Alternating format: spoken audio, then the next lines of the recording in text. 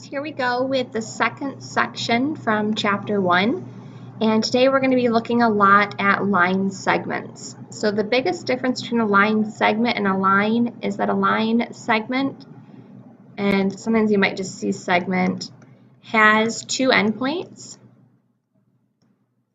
So unlike a line, this can be measured. And that's kind of what we're going to have to do at first. I'm not going to have you guys have to use a ruler, but the rulers will be supplied for you in your book. So let's just cover again how to measure in inches. Remember, inches are split into 16ths. So each one of these little tick marks is 1/16. So if I'm measuring this, this is 1 inch, and this would be 1, 2, 3, 4/16. You would never see it written like that though, because this is the same thing as 1/4. You kind of look here at these dividers. Each one of those would be 1/4. So the answer to the length of CD equals 1 1/4 inch. And this is the way that it's going to be written in your book. I do want to take a second to explain this. If it just says CD, what that is saying, and that how you should think of that in your mind, is that is the length of segment CD. So it's just like a little difference here, the way it's written. This is talking about segment CD, and if there's no little line, this is referring to the length of it. One of the many little shortcuts that mathematicians have just kind of agreed upon that it's helpful to know when you're reading the questions and understanding what's happening. The next thing we need to talk about is the definition of the word between. And when we're talking about between, we're talking about points on the same line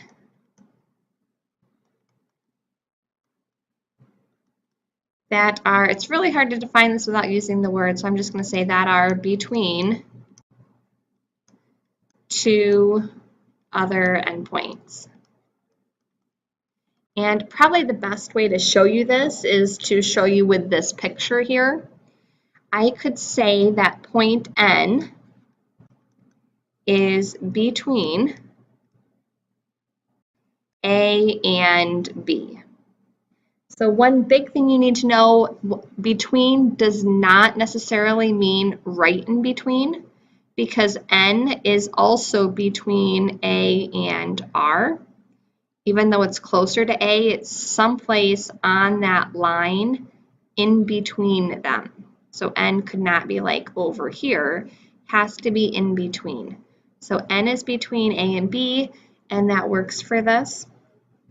Something that you could not say is you could not say P is between any of those points because it's not on that same line. So one thing you're going to have to do, and if you want to just kind of like draw this here, is you're going to have to draw pictures of this to help answer the questions. So it might say in the directions that, I don't know, let's say that M is between C and F. Well, if that's the case, what you're going to want to do is you're going to want to draw a line segment. So go ahead and put a couple endpoints on there and label those endpoints C and F. And then again, it could be any place in between. It might be right in the middle. Usually what I do is just draw it off to the side a little bit so that I don't assume that it has to be right in the middle. This would be a picture for M is between C and F. So the next example, we're going to have to draw a picture like this, and I'll help you with that. In this example, it says find the value of A, and remember what this means when it says XY. This means that we want to find the length of XY if Y is between X and Z. So I'm going to draw a picture where Y is someplace between X and Z. And again, this may not be drawn to scale. Y could be more in the middle. It could be closer to Z. You don't really know that at this point, and because it doesn't matter if the pictures are drawn to scale, I'm just going to leave it like this. Then I'm going to go through and label all this information on my picture. So when I'm saying drawing a picture, it's really just like kind of drawing it out so you can see the relationships. Doesn't need to be anything fancy. What we have here is we have xy is 7x. So this part is 7x, just this little piece, this little segment here. YZ is 5x minus 3. So YZ, 5x minus 3. And then the last part here, it tells me that xz, so that's representing this whole thing, is 45, and that's all it gives me for that. So when I'm looking at this little segment plus this little segment would equal the whole thing. So if it helps you, you can go ahead and write that out. The length of xy plus the length of yz is going to equal the length of the entire segment, which is xz. You don't have to write this part out, but if it's helpful to you, by all means, go ahead and do that. What I can do then is I can just take these values and plug them in. So this length is 7x. This one is 5x minus 3. And the whole thing is 45. So sometimes you might have variables in this part too. It just kind of depends on what the question looks like. We're going to go through and just do some algebra work to solve this. So I can add these like terms up. I get 12x and then minus 3 equals 45. Go ahead and keep solving for x, so adding 3 to each side. 12x equals 48. And then when you divide them each by 12, x equals 4. Oh, I just realized here, this is a little typo. This should be an x. I'll fix that on your note-taking guides. But where it said find the value of a, it should be find the value of x.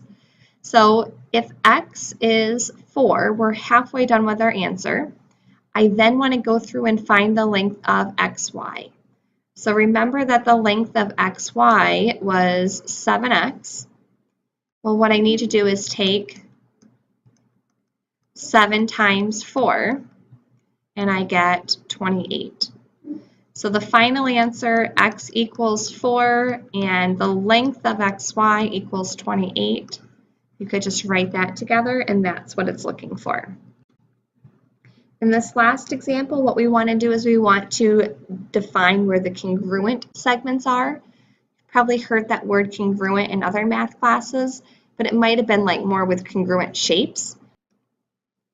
Congruent segments are segments that have the same length.